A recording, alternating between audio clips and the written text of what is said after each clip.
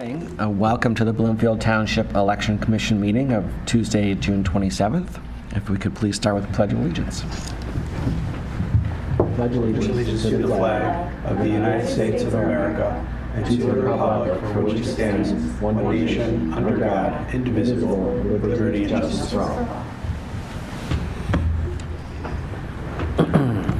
Okay, the first item of business on the agenda is public comment. And seeing no members of the public to comment, we'll move on to item number 2, which is to approve the Election Commission minute meetings from this last meeting of November 3rd, 2022. They were in the packet that was provided yesterday. Any questions or changes? No. Make a motion. A motion by Mr. Barnett. Any Support. support by Mr. Shostak? All those in favor? Aye. Any opposed? The motion carries. Thank you. Okay, so we have a PowerPoint presentation that Katerina and I are going to work on together to go through, which will address each of the next several items on the agenda. The first item on the agenda is to talk a little bit about the Bloomfield Hills School District special election of November 7th, 2023. Last week, the Bloomfield Hills School District Board voted to place a renewal of the district's sinking fund millage on the November ballot. That would be Tuesday, November 7th. It becomes official when the school district files this document with Oakland County. That deadline is until August, in fact, but we're already making plans for the election, and the board has authorized the placement of a special election for this question. And my staff and I have been working already to prepare for that date to hold a special election. The next slide shows a little bit about who's impacted. The blue areas of the community are in the Bloomfield Hills School District. The precincts are listed on the right. Those are the precincts that would be voting in this election. It's about 2/3 of our total precincts. And everybody, if you're in the blue area, will have an opportunity to vote in their regular precinct. We're not going to be combining any of the precincts for this special election.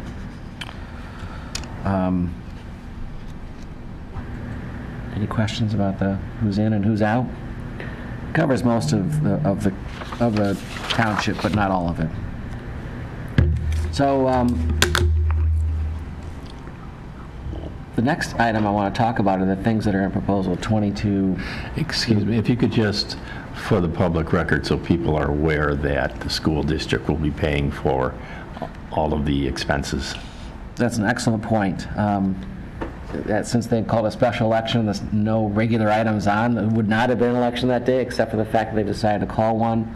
Each of the jurisdictions that are running an election will be tracking all of the costs and sending a bill to the school district, which they will pay. That's typically how it's always been done. That's a very good point. Any other questions about the school special election? Okay, great. So proposal 222, which passed last year, amended the Constitution in several important ways. And following up on that, the state legislature has introduced bills to implement these changes and a variety of other changes. What we're really looking at is the biggest revision to Michigan election law and procedure in perhaps the last century. The last time there was a major overhaul to the Michigan election law was in the 50s. So it has been some time since there's been a comprehensive look. Now, this is really, most of it's implementing Proposal 222, but there are other items that are in addition at this point in time that have been introduced. So we're going to talk a little bit about them. They're not locked in stone, but as I indicated in the last slide, we've got an election coming up soon, so some of these things we're going to be working on and figuring out all pretty quickly in the next several weeks to a couple of months. So there's the elections drop boxes, which are required by the proposal, the creation of a permanent mail ballot list, providing overseas early voting, providing additional extended deadline for military and overseas voting to return their ballots, and then absentee voter signature and curing process. There's also a bill concerning absentee ballot processing to allow for complete processing, not just pre-processing, and to change the precinct sizes. So going into the next slide, the first item are the drop boxes. Each jurisdiction is required to have one elections drop box that we paid for by the state, including the installation of the drop box. And if you have 15,000 or more, or to 29,000, you'll have to have two, and then 30,000 to 44, you have to have three. Because we have roughly 38,000 registered voters, the township will be required to place 3 election drop boxes to be distributed equally around the township as best as possible. There's a pending bill that provides some guidance as to what that what factors to consider, such as population density, distribution of the population, proximity to transportation, other factors that the clerk considers relevant. We've been working on that quite a little bit. And just last week, the Secretary of State released a list of approved drop boxes that can be used. The good news actually is that they have approved 2 vendors. One of the vendors is the same one that we used to purchase the existing drop box, American Security Cabinets. So we'll be able to for our other drop boxes, to select the same style and make. They'll look all kind of the same around the township and be consistent in how they're presented. So that was fortunate for us. We liked the way it performed last election too, by the way, as far as the box itself, keeping things dry. The design allows for only use of items that really are just the size of the absentee ballot application or the absentee ballot itself. So we found it to be a pretty reliable box. We're happy to see that it's on the list of approved boxes. Any questions about drop boxes? I have a map on a couple slides ahead that will show us exactly where we're looking. Wherever the additional 2 are located, then there'll be some type of security with them or cameras? Now, the pending legislation has taken out the requirement of a camera. Mm-hmm. It's taken out the requirement? Taken out the requirement of camera. It's not, who knows whether that will be in the final provision of the bill, but it hasn't passed yet, right? has not passed yet. Well, So even that if could be amended. it's not included, we can still have do additional. it. That's the plan. Yeah, So okay. maybe we could. I have the map a little later, but you want to pop forward to the map, Katerina, that shows the placements? So, yep, you're at back one Sorry, more. my bad. That's all right. Oh, So the blue markings are where we're looking at the adding. The blue X's are the 2 spots that we're looking at adding a drop box. The circle at Township Hall is where the existing drop boxes are. The one inside the vestibule and the one outside. The X at the bottom center is Village Hall in Bloomfield Village, and the X at the top right is on Westview at the Eastover Elementary School, right next to the fire stations there. Both those should be finalized in the next couple of weeks. So they are right now planned locations. The red circle I'm going to mention now while we're here, there's a red circle on Lone Pine and Telegraph. That's the township library, which is the location we're discussing for an early voting site. So let's pop back to where we were, if you don't mind. Sorry, Katerina, thank you. Perfect. So those are the locations we're talking about for the drop boxes, and they will, the plan already does contain video monitoring, similar to the video monitoring that exists on the drop boxes that is outside here in the parking lot. It is also video monitored. Let's move on to the permanent mail ballot list. So this is another item that was in the constitutional amendment, the right for voters to make a single request for an absentee ballot to be mailed for all subsequent elections That's a significant change. You know, in the past, people could request an absentee ballot application or request to be placed on a permanent absentee ballot mailing list, which we maintain here, by the way. The second bullet mentions that we do have a permanent absentee ballot application list where we mail out for each election. Presently, there's around 18,000 Bloomfielders on that list. This will now mean that will not be mailed. We'll continue that list presently, but anyone who gets on this additional list will be sent a ballot automatically and not an application. How will you know if somebody has moved or passed away? So that you don't mail the ballot to their house? So both those processes are maintained in the qualified voter file of movements. So for instance, if you're on the list now and we have not heard that you've moved and we mail the ballot, it comes back undeliverable because they're not forwardable. That would then under the current draft of the bill, that would cause the person to be removed from the list. So there's the method that we're tracking constantly in QVF, 2, the self-reporting. 3, we actually track ourselves here the changes that people make to homestead exemptions. And then 4th, if in fact a ballot is mailed and it comes back as undeliverable, then they would be removed from the list. The other question was deceased voters. There's no change to that process. It was enhanced during the last legislative session to include additional tracking requirements at the county level, which then is shared to the local jurisdictions. And I don't know the exact details, but the frequency with which updates had to come increased as we get closer to the election. And then we have a procedure now that's in place where these are immediately looked at. Remember my staff, typically Katarina Yankee, who's here with us now, our election specialist, receives those. The absentee ballot team looks to see if any ballots have been returned by folks who have died and removes those ballots. So if you get a ballot back and then you later find out that they were deceased, you would pull that ballot out. We would. And void it. Yes. It happens more than you might want to think. About a dozen times or several dozens of times per election that someone will have submitted a ballot and before election date have died.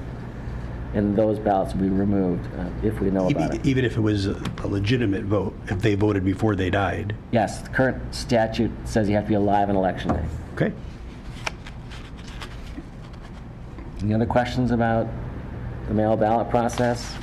There's still a lot up in the air right now. The QVF, there is a form online that individuals could use to put themselves on the permanent mail ballot list, but QVF is not open to us to add people yet. So, and you'll still track the same information around who got an absentee ballot, when did they return it, or they haven't returned it. Yes. That information is still available. Yes. There was an additional bill that is working through the legislature, which includes some enhanced tracking, which was also a provision of the constitutional amendment, and that would provide additional details that we would be tracking and reporting, and it would be available on the Secretary of State's website for people to see. Our plan presently is to maintain the permanent absentee ballot application list through this fall and through next year. Now we offer that as a service. The idea of having an absentee ballot application mailing list is a voluntary thing the township began and we continue to do. And because the two things are confusing and duplicative potentially, over time we'll end up, I believe, phasing out the ballot application list. But for this year and likely throughout 2024, we'll maintain both of them. Mail an application to the people on that list and mail a ballot to the folks on the other list. But not both. If you're on one, by the way, if you're on the permanent application list and you add yourself to the permanent ballot list, we would update the application list to remove the person's name.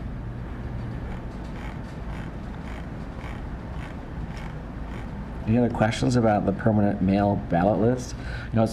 it's a big change. And the people will be hearing about it, we'll be communicating about it, and talking about the process. So I want to move on to the next item, which is early voting. It's a little more substance here for us to discuss. The Constitution provides for no less than 9 days of early voting in each statewide and federal election. Those are, I think 2020, 22, 24. No less than 8 hours per day. Now, the constitutional amendment and the legislation as presently drafted permits the clerk of any local jurisdiction to decide to hold more days of early voting or more hours of early voting. So those are just minimums, minimum of 9, minimum of 8 per day. It also permits the legislative body, in this case the Township Board, to offer early voting on non-statewide elections. And that would be, for instance, this fall, or any of the off-year elections, which are the odd years, 25, 23, so forth. The constitutional amendment and the draft legislation that's pending right now permits jurisdictions to either offer it independently on their own, to group with other municipalities nearby, or enter into a county-wide arrangement. Next slide. So presently, what we've been working toward in the Clerk's Department is to provide an early voting site within the township that the county clerk in Oakland is organizing a county-wide plan. And we are looking at a proposal that includes Bloomfield Township, Southfield Township, and Birmingham as one group that would host a site. The City of Bloomfield Hills presently is not joining this county plan, so that's why, even though they're nearby, they're not in there. It's voluntary. And the to end up joining a group, county-wide plan, it's something the Township Board ultimately would look at and agree on. We have a placeholder for the first July meeting to deal with this.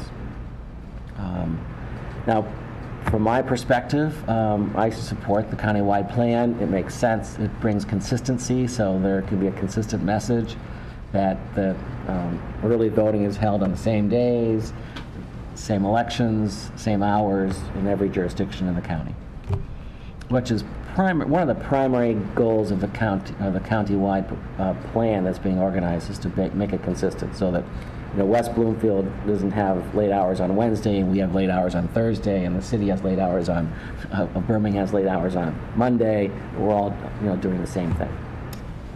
I, by the way, do support that idea, but my only condition, which I've made clear to the county, is that we're going to join it. I'm interested in joining a countywide plan if the voting location is in the township, not in Franklin or Birmingham, but in the township.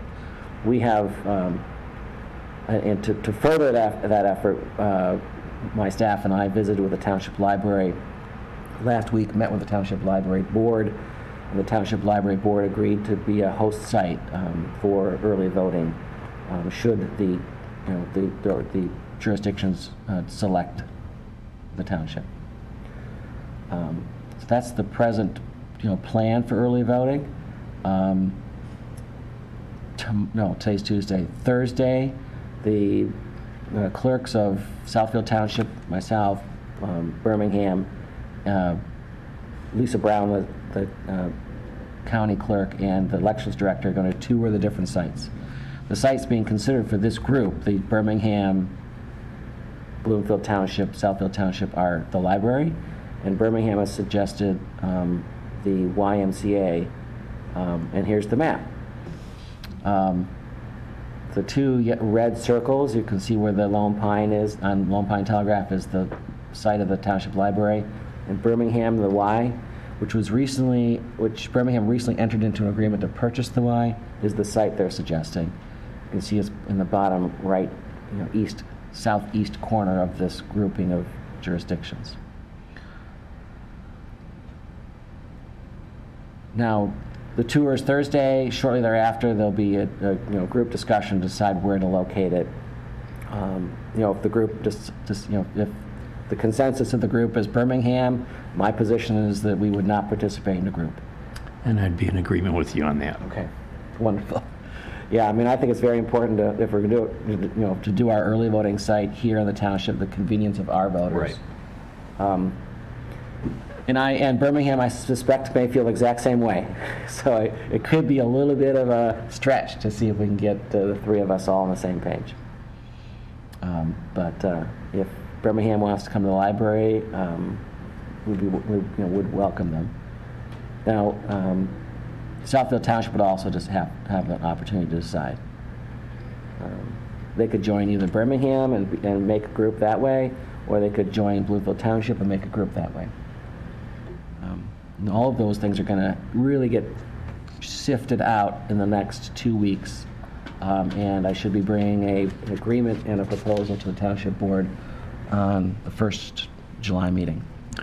But this wouldn't we wouldn't be doing this until next year. We're not going to do this for this election, are we? I would hope to. So if we can settle this, I'd be asking the board to approve holding early voting on every election, including the off-year elections. And that's a consistency factor. So if the board agreed, then we would be holding early voting this November. One advantage is that we get a chance to do it before next year's Work it presidential out and primary. see if there's any issues that have to be addressed before I think the so. larger It'll be- election. Exactly. There'll be a lot of opportunities for us to learn. Every time we do it, we'll learn more. If we do every election, then there's a consistency factor. People know that there is early voting. There's always early voting in the township. But that is ultimately whether to have those early voting days on off election years is a township board decision. I do have a motion here that's asking us to consider that whether or not we want to express our opinion on that topic as the election commission. But ultimately it goes to the board. Now the hours part is delegated to the clerk, so that's the sort of separation of those two functions. Hours and days go to the clerk. Which elections are decided by the legislative body or the township board.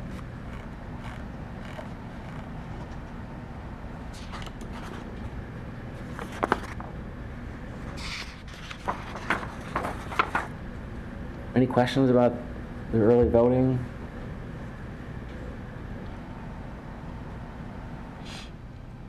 I can mention, by the way, that our Hart InterCivic machines are capable of being programmed to count ballots from multiple jurisdictions and precincts using one machine. So whether we do it ourselves for all of our precincts or we do a multiple jurisdictions at the library, there'll still just be one machine counting all of those. And all the different- ballots would go into the same drop box? They would. And then you'd have to sort them out for a hand count? If that were to happen, yes.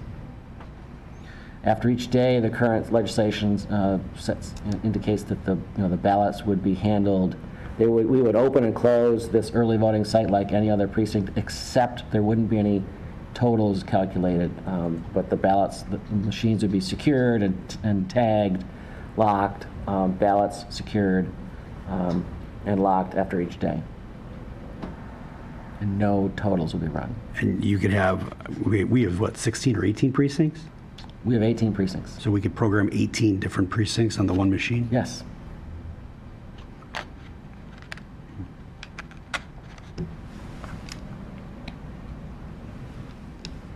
Any other questions about early voting? No. It's kind of early, but things are moving along pretty fast. As I said, that these are bills that are pending, but not passed. You need a motion for the resolution? Are you there Yes, yet? please. We are there. So I'd be there's- happy to make the motion to adopt the resolution for early voting Bloomfield Township elections. Motion by Mr. Barnett. Is there a second?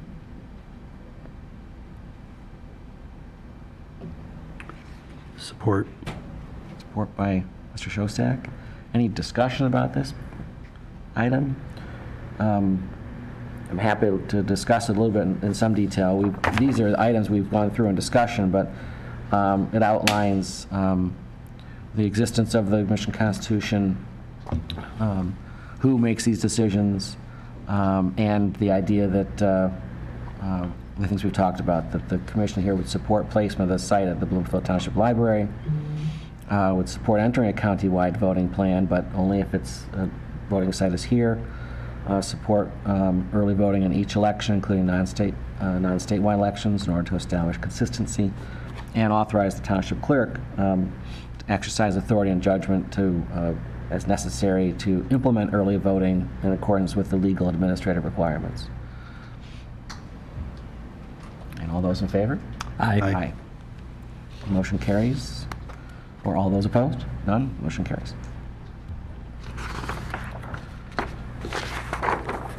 Back to the slides here, which Katerina has us on the right spot. These are miscellaneous pending other legislative items. The military and overseas ballots, according to the constitutional amendment, will be counted if they're postmarked on or before Election Day and received within 6 days after the election.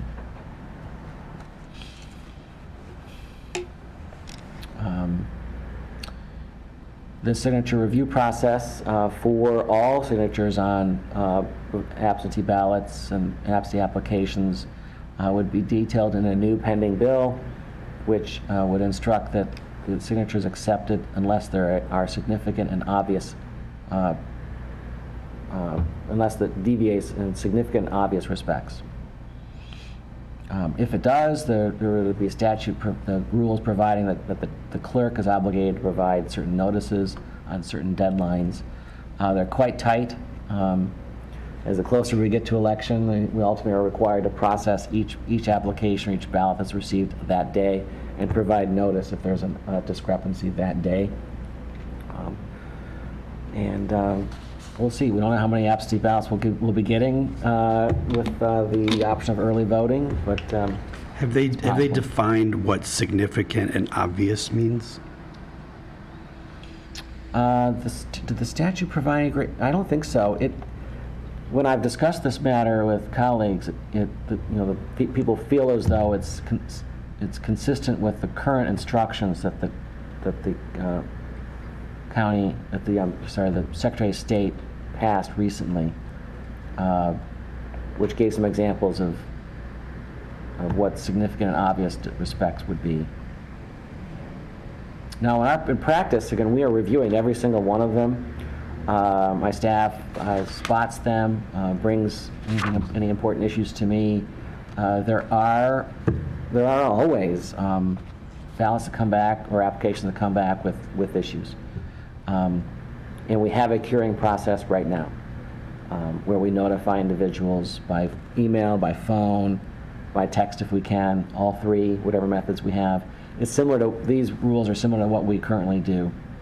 And if something deviates, it typically is significant and obvious. People's signatures change over time. The records we have don't have, are usually stale by days, if not decades. So when we spot issues, it's either they didn't sign at all or it's really completely different. Does the new bill talk about processing of absentee ballots? Can you start checking signatures right away? Can you process them and scan them right away? Yes, there is a new bill. It's not on this slide, but there is a new bill that's pending that would propose the clerk's offices.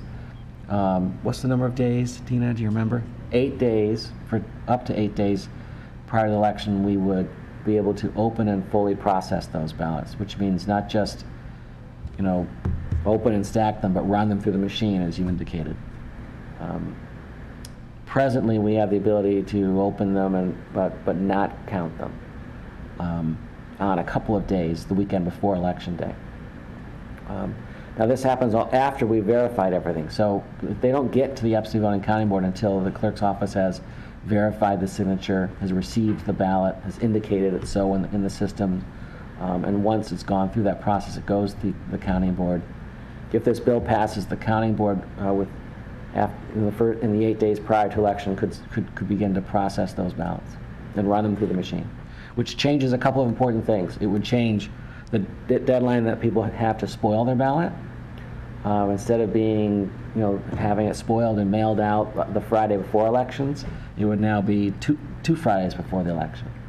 because of course we can't spoil a ballot that's been run through the machine. The other item would be it would change the date for, I believe, for someone to be considered for deceased voting. So once we start counting ballots, if they're alive at that point, it's counted. It's because we essentially end up having, 9 days of elections. Both those are they're intended to foster the idea of early voting and the idea of early absentee counting. I like the early absentee counting. Rather than piling all of these things, 14,000 or 24,000 ballots on one day, which takes literally, 18 hours or 20 hours to do. We will be able to work in that in a more methodical, process, deliberate way, which is how I these also things think should be that handled. the number of absentee ballots is going to go down with the early voting. I think so too. I hear people talk a lot about anticipating that there'd be 1/3 of the people who would vote absentee, 1/3 who vote early, and 1/3 who show up in the precinct, but time will tell. We're going to be prepared for this November and next year to handle whatever the eventuality is. Well, you're not going to have much time between this November and February 27th. That's right. So based on the calendar, some of the preparation obligations for the February 27th election start in December, early December. So yes, we'll be busy during the December holidays. Not a fan of I that. mean, I assume the ballots are probably going to go out either end of December, beginning of January, right? It's 40 days prior to Election Day, so that date is during the second week of January. But to meet that deadline, we're doing a lot of other, Right. the printing, the organizing, the sorting, there's a lot of work that goes on before that. The returning and collecting of absentee ballot applications. So there's a significant amount of work that'll be happening during those days in advance of the mailing. So on this slide, one of the other changes is the increase in allowed precinct size. Yes. Have you given any thought to potentially consolidating precincts? A little, yes. And I want to see two things. One, I want to wait through all of next year. Would be my preference. There'll be enough changes already besides asking people to go to a new location. And two, it's been a concern of mine. I want the voting experience in precincts to be smooth with no lines or short lines, so people don't have to wait. That's presently already a challenge in 2 precincts. And after next year, we'll have a better idea if, did 2/3 of the people stop coming to the precinct on election day? If so, I would be comfortable with starting to merge the precincts. It would make, it's much more convenient from an administrative process. But my primary concern is convenience for the voters, not our administrative convenience. I think Yeah, and I agree. Time will tell. Yeah, I agree. Just having the opportunity to see how a couple of election cycles move with the changes will give you a lot more information to make those decisions. Great. Thank you. And that's the plan. We'll know a lot more at the end of next year.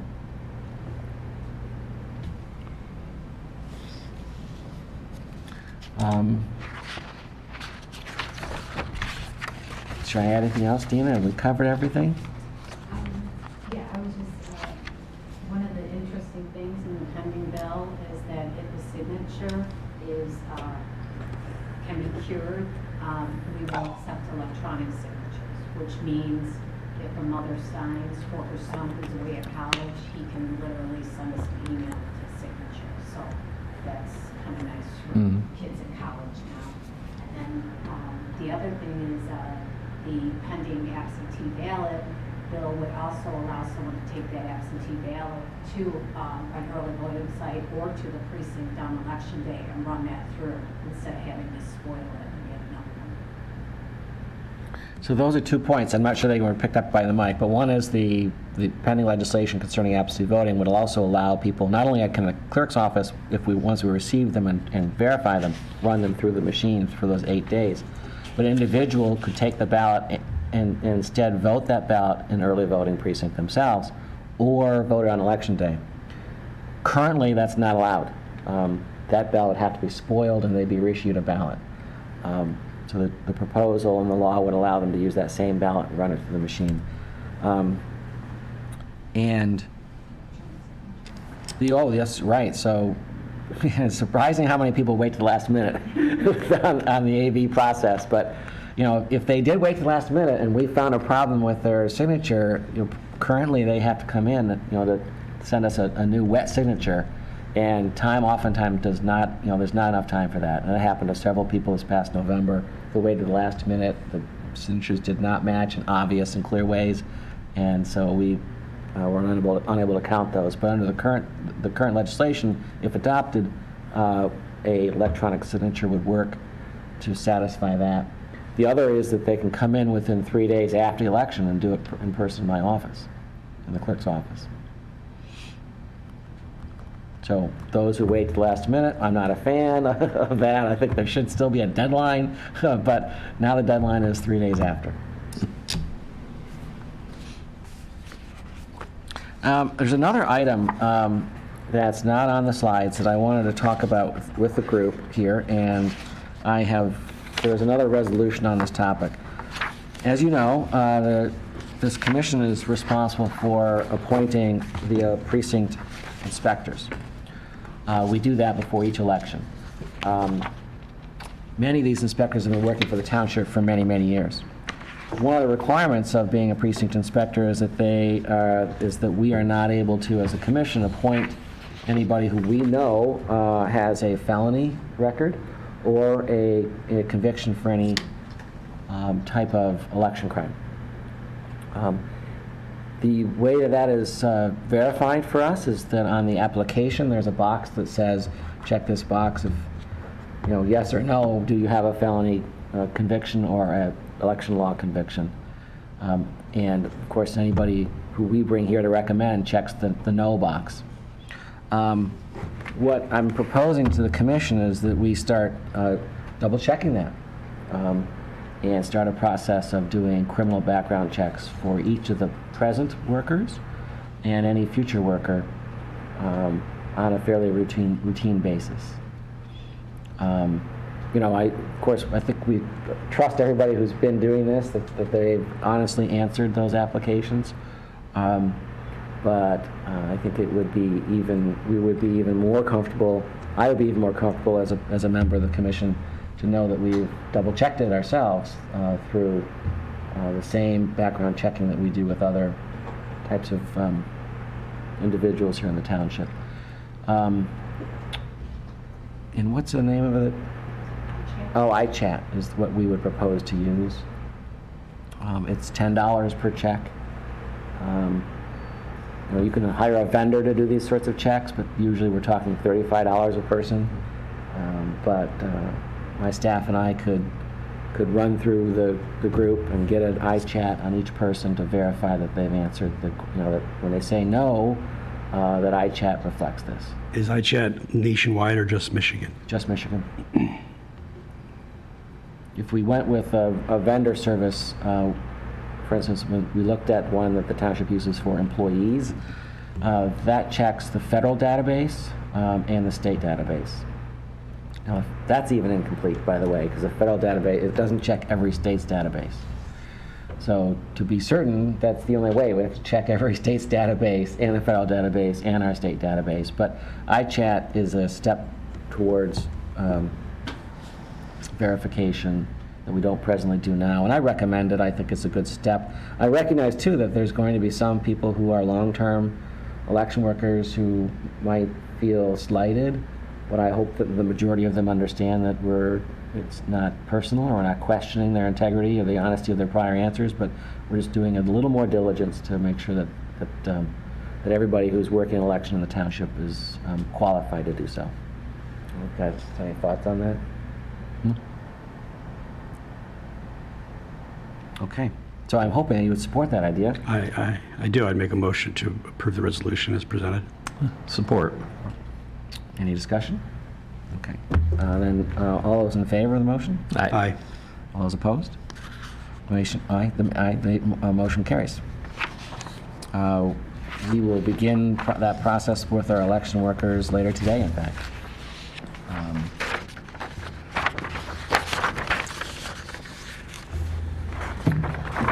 And that is the last item on our agenda. Our next meetings, we have 2 meetings that are tentatively scheduled. The next one is September 28th at 10 a.m. It is scheduled to appoint the election inspectors. Our intention is to have all the background checks completed prior to that time for those that are being scheduled to work. And then October 26th at 10 a.m. is the public accuracy test. So we'll see you guys back here then, or we can reschedule as needed. Any other new business or comments or questions? Great. Well, gentlemen, thank you for your time. Great. Thank you. I entertain a motion to adjourn. So moved. Support. Motion by Mr. Barnett, support by Mr. Shostak. All those in favor? Aye. Aye. Aye. Thank you. We adjourn.